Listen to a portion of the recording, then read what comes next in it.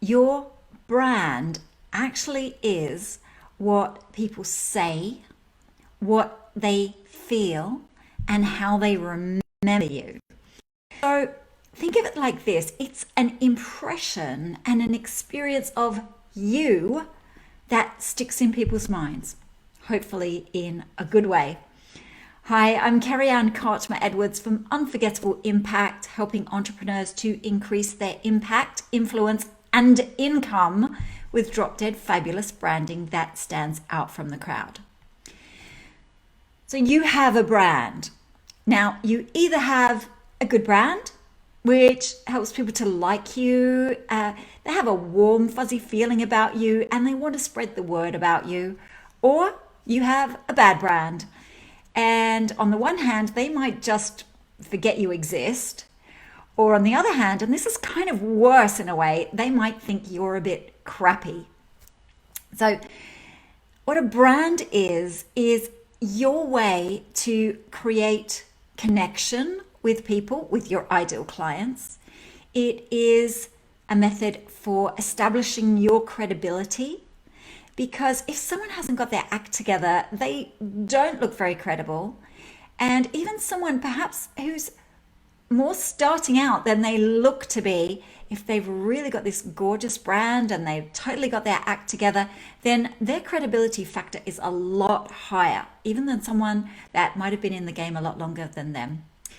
The other thing about brand, and this is so important, I can't really overstate this enough, is that it's going to position you. So whether you are a low-end, cheap, budget kind of offering, or whether you are a high-end, exclusive, fabulous, want to have, must have, to die for, it's your positioning that's going to give people the clues that they need to decide which one of those camps that you are in. Now, that obviously, I don't need to tell you, is particularly important if you are selling high ticket items. And it firmly establishes your value in the minds of your ideal clients and customers. Now, obviously, with a brand, it is easiest if it's authentic, right? If it's just the real you, no fake it till you make it stuff. Just like, what is the real essence of you and what you're offering? And these questions obviously do need to be answered, but it's going to establish the way that you put yourself out into the marketplace, who you're for, whether you have a corporate feel versus a very personal feel. And the first steps that I like to take to identify a brand go exactly along those lines. So the people that I work with, they tend to be passion-driven entrepreneurs, I call them. So there's a whole other kind of entrepreneur that's all about like the thrill of the chase with the money, and goodness knows money is super important, but the money is the benchmark for them. That's where they get their feedback and their excitement from. The people I work with, their feedback and excitement comes from making a difference, and making a difference out in the world using their superpowers and skills. So it makes them feel great about the gifts and the talents that they have, and other people really benefit from them.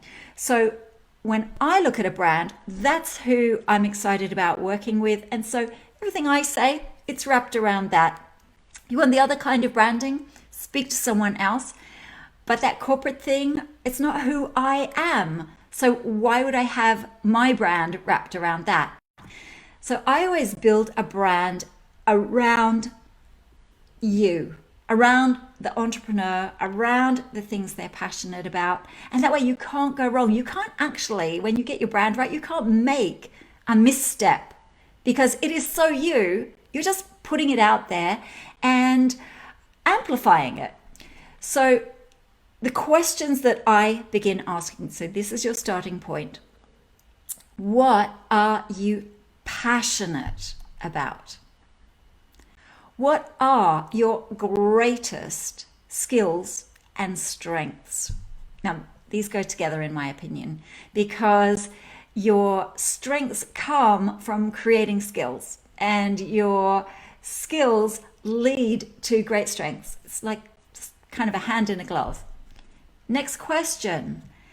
Who can you help? In other words, who do you deliver your greatest value to? Because that's going to give them and you the best out of the deal. And that's the goal, right? When you're thinking of those people, you've got to ask yourself, where do my people hang out? What answer are they searching for? It's like that allows you to hone in on them and to craft your message so that it lands with them, so that it not only describes what you do, what you offer, how you can help, but it lands with them and they go, oh my God, this is exactly what I needed. How did they know that? The next question that you have to answer to create your fabulous brand is, what is different about you? What is really different about you? Now, yes, you may be doing some things that are similar to other people out there in the marketplace, but no one has your exact background, your exact combination of skills, your history, your motivation.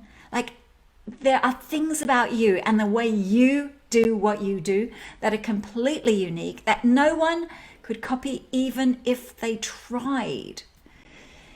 And then the final question that you need to ask to really start figuring out your brand is, how will I tell people that I can do that for them? How?